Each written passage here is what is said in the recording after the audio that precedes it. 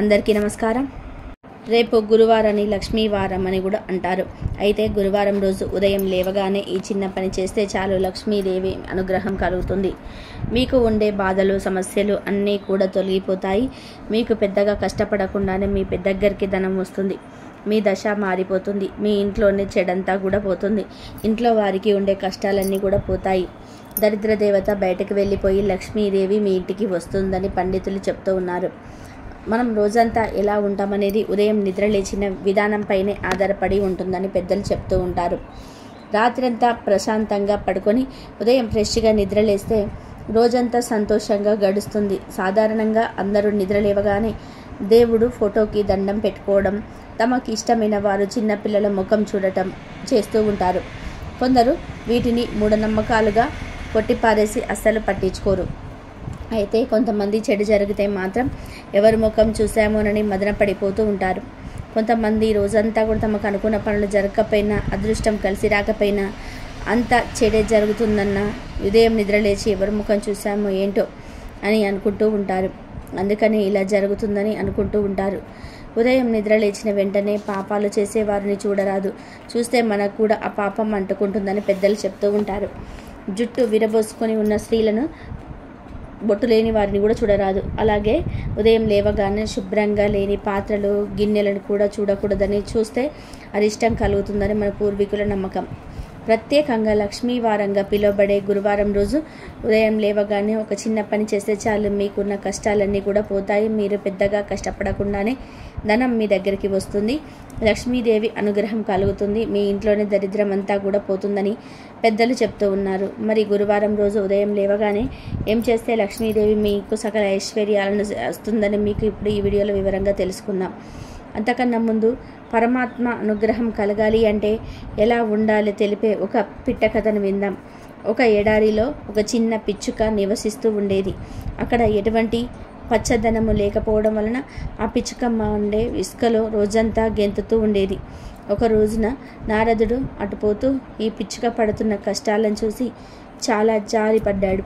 అప్పుడు నారదుడు ఆ పిచ్చుక దగ్గరికి వెళ్ళి, ఓ చిన్ని పిచ్చుక, ఇంత మండే ఎడారిలో నువ్వు ఏమి చేస్తున్నావు? నీకేమైనా సహాయం చేయనా అని అడిగారు. అప్పుడు ఆ చిన్ని పిచ్చుక నారదుడికి నమస్కారం చేసుకొని, స్వామి, నా జీవితం ఎంత ఆనందంగా ఉంది, కానీ ఈ ఎండ వేడిని నేను గ్రహించలేకపోతున్నాను. నా పాదాలు ఎట్లా కాలిపోతున్నాయి. ఇక్కడ ఒక చెట్టు ఉంటే ఈ ఎండ వేడిని కొంచెం తట్టుకొని హాయిగా సంతోషంగా ఉండగలను అని చెప్పింది. ఇటువంటి ఎడారిలో చెట్టు మొలవటం అసాధ్యం. నీ కోరికను ఎలా తీర్చాలో నాకు తెలియటం లేదు. ఆయన నేను పరమాత్మ దగ్గరికి వెళ్ళి నీ కోరిక నెరవేర్చమని ఆయనను అడుగుతాను అంది నారద మహర్షి. సరే అంది చిన్ని పిట్ట. ఇక నారదుడు అక్కడి నుండి విష్ణుమూర్తి దగ్గరికి వెళ్ళిపోయాడు. శ్రీ మహావిష్ణువు వద్దకు వెళ్ళి నారదుడు ఆ పిట్టకు సహాయం చేయమని విష్ణువుకు ఈ పిచ్చుక విన్నపం తెలియజేశాడు. అప్పుడు విష్ణువు, చూడరు నారద, నేను అక్కడ చెట్టును పెరిగేలాగా చేయగలను, కానీ ఆ పిట్ట విధిరాత అందుకు అనుకూలంగా లేదు. నేను విధి లిఖితాన్ని మార్చలేను, కానీ ఎండ నుంచి ఉపశమనం కోసం ఒక ఉపాయం చెప్తాను అను. ఎప్పుడు ఏదో ఒక కాలిపైన గెంతుతూ ఉండమని ఆ పిచ్చుకకు చెప్పు. అప్పుడు ఒక కాలు నేలపై ఉన్నప్పుడు మరొక కాలుకి కొంత విశ్రాంతి దొరికి ఉపశమనం కలుగుతుంది. వెళ్ళి ఆ పిచ్చుకతో ఇలా నేను చెప్పానని చెప్పు అన్నాడు పరమాత్మ. సరేనని విష్ణుమూర్తి దగ్గర సెలవు తీసుకొని నారదుడు మళ్ళీ ఎడారిలో ఉన్న పిచ్చుకకు కనిపించి పరమాత్మ యొక్క సందేశాన్ని, సలహాను వినిపించాడు. పిచ్చుకకు భగవంతుడిపై ఎంతో నమ్మకం కనుక నారదుడి చేత విష్ణువు పంపిన ఉపాయం విధి చాలా సంతోషించింది. ఆ చిన్ని పిట్ట నారద మహర్షికి కూడా ఈ సహాయానికి కృతజ్ఞత తెలిపింది. ఎంతో సంతోషించింది. నారదుడికి అర్థం కాలేదు ఇందులో ఇంత సంతోషించడానికి ఏముందో. అడిగిన చెట్టు ముడిపించలేదు సరికదా, ఒంటి కాలి మీద నడువు అని ఇచ్చిన సలహా వలన ఉపయోగం ఏంటో అని తికమక పడ్డాడు నారదుడు. కానీ ఆ పిచ్చుక ఈ ఉపాయాన్ని గ్రహించి వెంటనే అమలులో పెట్టడం మొదలుపెట్టింది. నారద మహర్షి అక్కడి నుండి వెళ్ళిపోయాడు. కానీ నారదుడికి ఈ సందేహం అలాగే ఉండిపోయింది. అలా కాలం గడిచి కొన్ని నాళ్లకు నారదుడికి మళ్ళీ ఈ చిన్ని పిట్ట గుర్తుకొచ్చింది. ఇక అక్కడికి వెళ్ళి ఆ పిచ్చుకను చూద్దామని ఆ దారిలో వెళ్తూ ఆ పక్షిని చూశాడు. కానీ ఆశ్చర్యం, అది హాయిగా ఆ ఎడారి మధ్యలో ఉన్న ఒక పెద్ద పచ్చని చెట్టు మధ్య కూర్చొని ఉంది. పిచ్చుక సుఖంగా హాయిగా ఉండడం చూసిన నారదుడికి ఆనందం కలిగింది. అయినా పరమాత్మ చెప్పకపోయినా చెట్టు ఎలా వచ్చింది అనే విషయం బోధపడలేదు. దాంతో మళ్ళీ దేవుడి దగ్గరికి వెళ్ళి ఆయనతో ఈ పిచ్చుక గురించి చూసిందంతా కూడా చెప్పాడు. అప్పుడు శ్రీ మహావిష్ణువు నారదుడితో ఇలా అన్నాడు, అవును నారద, నేను చెప్పినట్టే జరిగింది. పిచ్చుక తలరాతలో చెట్టు రాసి పెట్టలేదు. కానీ నీవు ఆ పిచ్చుకకు నా సందేహము వినిపించిన తర్వాత భక్తి శ్రద్ధలతో ఆ ఉపాయాన్ని విని అర్థం చేసుకొని ఆచరించింది. అంతేకాక కృతజ్ఞతలు కూడా తెలుపమంది. పవిత్రమైన హృదయంతో తనకు లభించిన భగవత్ ప్రసాదమును స్వచ్ఛమైన అంతఃకరణ శుద్ధితో అమల్లో పెట్టింది. పిచ్చుక చూపించిన భక్తి శ్రద్ధలకు నేను సంతోషించి ఆ పిచ్చుకను అనుగ్రహించాను. నా అనుగ్రహం ఎప్పుడు తలరాతను మార్చేసి అక్కడ అసంభవాన్ని సంభవం చేశాను అన్నాడు. కాబట్టి భగవంతుడిని నమ్ముకున్నవాడు ఎప్పుడు నష్టపోడు. నిజమైన భక్తి ఉన్నవాడికి భగవంతుడు ఎప్పుడు ఏదో ఒక విధానంగా సహాయం చేస్తూనే ఉంటాడు.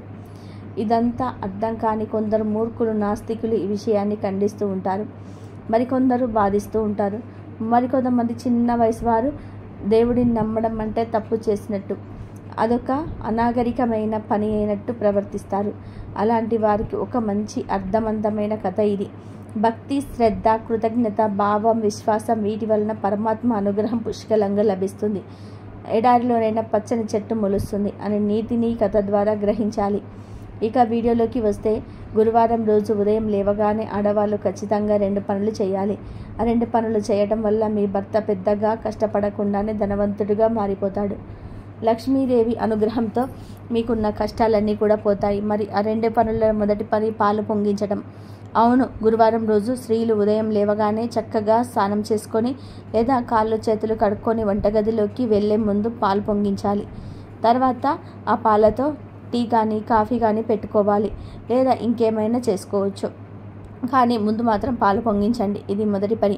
ఇంకా రెండవ పని ఏమిటంటే, గురువారం రోజు ఉదయం లేచిన వెంటనే ఎంత త్వరగా వీలైతే అంత త్వరగా గోమూత్రాన్ని తెచ్చి ఆ గోమూత్రంలో చిటికెడు పసుపును వేసి తర్వాత ఆ నీటిని మీ ఇంటి మెయిన్ డోర్ గుమ్మం మీద, తలుపుల మీద చల్లండి.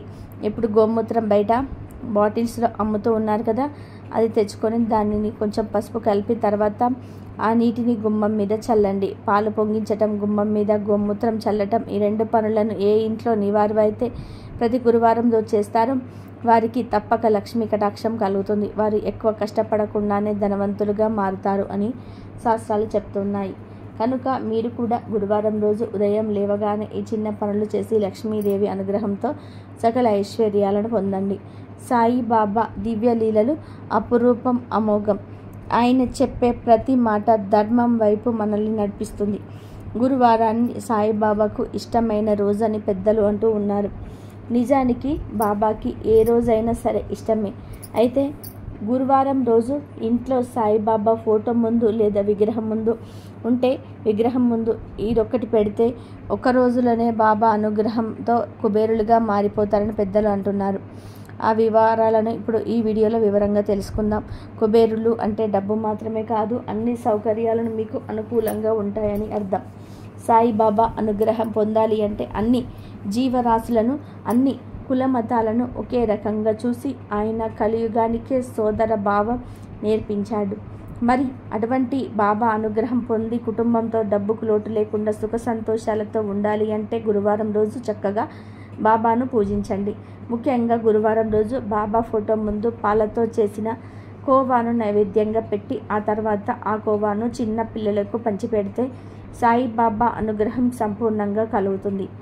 ఎవరైతే ప్రతి గురువారం నాడు సాయిబాబాకు పూజ చేసి పాలకోవాను నివేదించి నమస్కారం చేసుకుంటారో వారికి ఈ కలియుగంలో వచ్చే బాధలు, సమస్యల నుండి ఉపశమనం కలుగుతుంది. ఈ పాలకోవాలు చిన్న పిల్లలకు పంచిపెట్టి మీరు కూడా ప్రసాదంగా స్వీకరించడం వలన బాబా అనుగ్రహంతో అఖండ ఐశ్వర్యం సిద్ధిస్తుంది. అయితే బాబాను అనుగ్రహం పొందాలి అంటే పూజ ఒకటే చేస్తే సరిపోదు. మనిషి ఆశకు అద్దనేది ఉండదు. మనిషి ఉన్నదానితో ఎప్పుడు కూడా సంతోషంగా ఉండాలి, సంతృప్తి చెందుతూ ఉండాలి. ఇంకా కావాలనే కోరుకుంటూ ఉంటారు. కేవలం ఒక ఆకలి విషయంలో మాత్రం కావలసినంత మాత్రమే ఆహారం తీసుకుంటూ ఉంటారు. బాబాకు అన్నదానం అంటే ఎంతో ఇష్టం. మనం తెలియక చేసిన పాపాలను కడిగేసుకోవాలి అంటే గురువారం బాబా పూజతో పాటు అన్నదానం చేయాలి. ప్రతి గురువారం మనకు ఉన్న దాంట్లో ఒక పండో ఫలమో అన్నమో దానమో చేయాలి. వీలు కుదిరితే రోజు కూడా చేయవచ్చు. గురువారం రోజు మీ చేతులతో మీరే రొట్టెలు లేదా చపాతీలు చేసి దగ్గరలో ఉన్న కుక్కలకు లేదా భిక్షాటన చేసే వారికి దానం చేస్తే మీకు అన్ని శుభాలే జరుగుతాయి. అనుకున్న పనులన్నీ కూడా నెరవేరుతాయి. ఈ అన్నదానం ఎవరికైనా సరే చేసుకోవచ్చు. ఎందుకంటే సకల జీవరాశులకి ఆకలి బాధ అనేది ఒకటే. అందుకే కుక్కకు లేదా మూగజీవులకు లేదా గుడిలో భక్తులకు ఎవరికైనా సరే ఏదైనా తినే పదార్థం దానం చేస్తే 100 జన్మల పుణ్యం బాబా మీ కుటుంబంపై కురిపిస్తాడు. సాయిబాబా భక్త సులభుడు, పిలిస్తే పలికే దైవం. ఆయన అనుగ్రహం కోసం పెద్ద పెద్ద పూజలు చేయాల్సిన అవసరం లేదు. మనస్ఫూర్తిగా ఒక మనిషికి అన్నం పెడితే చాలు, ఆయన అనుగ్రహించేస్తాడు. కాబట్టి మీరు కూడా రేపు గురువారం రోజు బాబాకు పాలకోవా నైవేద్యం పెట్టి ఆ తర్వాత పిల్లలకి పంచిపెట్టి అలాగే కుదిరిన వాళ్ళు అన్నదానం కూడా చేసి సాయిబాబా అనుగ్రహాన్ని పొంది ఎప్పుడు ఆనందంగా జీవించండి. ఇదండి ఈరోజు వీడియో. నా వీడియో కనుక మీకు నచ్చినట్లయితే ప్లీజ్ లైక్ చేయండి, షేర్ చేయండి, సబ్స్క్రైబ్ చేయండి. మరొక మంచి వీడియోతో మళ్ళీ కలుద్దాం. కాబట్టి రేపు గురువారం రోజు సాయిబాబాకి పాలకోవా తినబెట్టండి. అలాగే మన గుమ్మ ముందు ఆవు పంచకం చల్లి పాలను పొంగించుకోండి. లక్ష్మి అనుగ్రహం కలుగుతుంది. అమ్మవారి అనుగ్రహం ఎప్పుడు అందరం